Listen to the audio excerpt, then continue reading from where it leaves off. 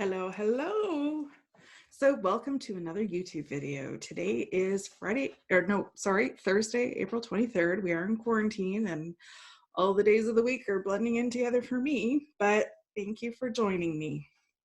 So today's quote is, "Don't try to fill an emotional gap in your life with spending. No object will ever satisfy your soul."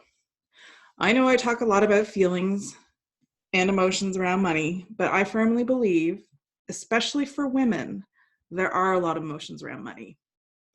My name is Melissa Houston, and I am a certified professional accountant from Ottawa, Ontario, Canada, and I am a financial empowerment coach. It is my mission to show women how to take control of their finances. I am a firm believer that nobody will ever care about your money as much as you do, so never give your financial power away. So before we start, if you're liking these videos, hit subscribe in order to get notified for any future videos that I'll be dropping.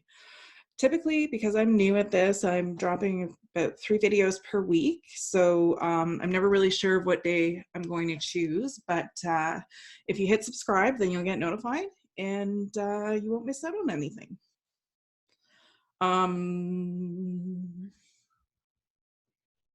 Okay, so what do I mean when I say, don't try to fill an emotional gap in your life with spending? No object will ever satisfy your soul.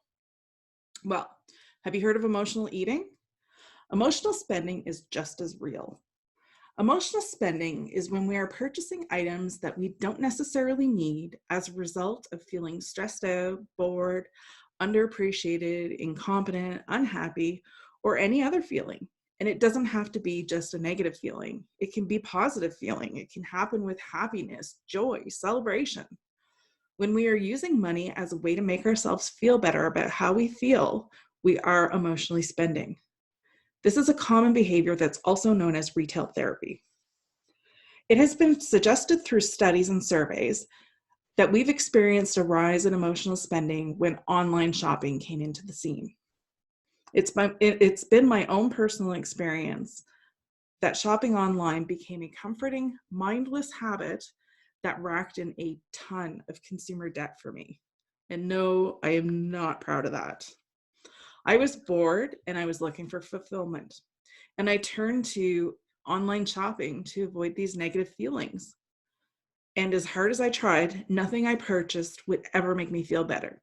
Sure, it made me feel better in the moment, especially when those nice packages arrived and I'd feel so special because I was getting all these boxes and I'd open them up and it was all new stuff and shiny and great and it looked great in my home or in my garden or wearing it, or I loved the product. It made me feel better. It made me feel special. It made me feel just so many things that just didn't matter. And sure, it would bring me a feeling of joy or excitement, but it would fade very quickly. And then I'd be off to find the next thing I could find shopping and wait for that next package to come in. It was ultimately, I was looking for my next fix. So my online shopping became an issue when it became a normal way of life for me.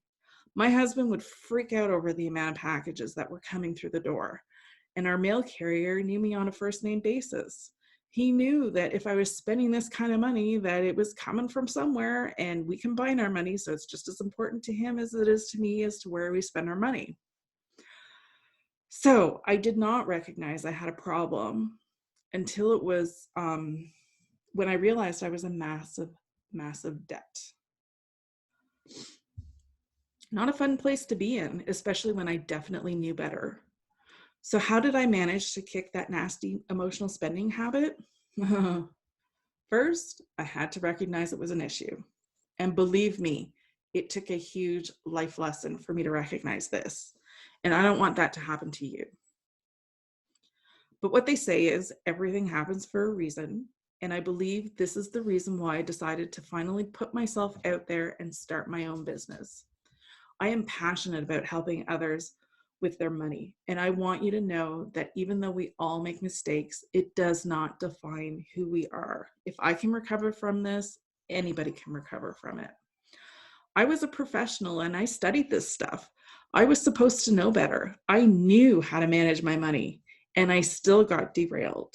I decided to stick my head in the sand and avoid the consequences. So I'm hoping that by speaking openly about it, I can help others identify their issue earlier than I did. But regardless of where you are in your path, I want you to know that there is help.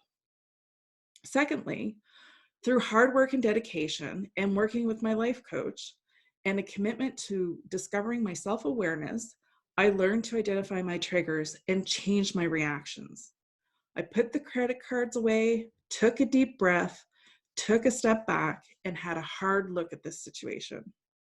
I looked at my behaviors, how I was feeling about myself, and focused on what I had the power to change. I also learned about what I was lacking in my life, and I worked really hard on changing that for myself as well. So the bottom line is that life is really not about perfection. It is through these experiences that we can learn and grow. I'm human, I've made mistakes, and I'm here to tell you that if I can fix it, so can you.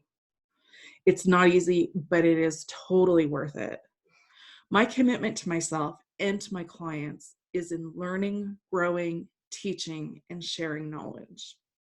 And I have to tell you, since I made this change, I feel so much better about life. I don't even feel like spending money anymore. It was never about spending money. It was about how I was feeling on the inside. I discovered that I needed a new career path. That's what was making me feel so freaking miserable. I was stuck in the same job, doing the same thing, and just I wasn't helping people. I wasn't making a difference. So I decided to put my energy on where I really wanted to be, and it's made a world of difference for me.